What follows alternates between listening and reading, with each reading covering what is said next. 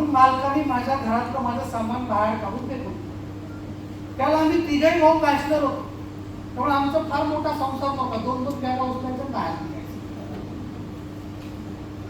मालकाने सामान बाहेर फेकून दिलं. आम्ही आमचं सामान जिन्याच्या खाली ठेवलं.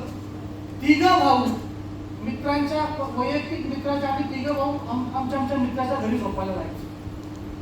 ही सत्य परिस्थिती. आज येणार दिवाळी तुमच्या घरात राहायला जाणार आहे, त्याची सध्या किंमत 5.5 कोटी. तर घराचं माझं काम चालू आहे मित्रांनो, इंटरव्ह्यूचं काम चाललंय. मी, माझी बायको, माझा मोठा मुलगा 13-14 वर्षाचा आहे. तो फुटबॉल खेळतो, चांगला प्लेअर आहे. आता परवा जमशेदपूरला जाणार आहे 5 दिवसाच्या टूरवरती. तर माझा मुलगा आणि मी, माझी बायको आणि आमची इंटरव्ह्यू डिझायनर बसलो होतो.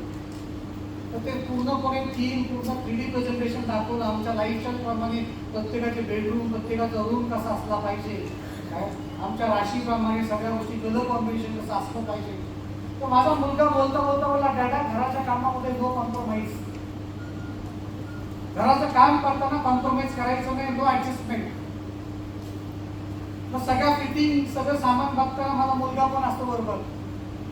तर आम्ही मुंबईला गेलो अंधेरीमध्ये आणि टॉयलेट फिटिंग बघायला गेलो.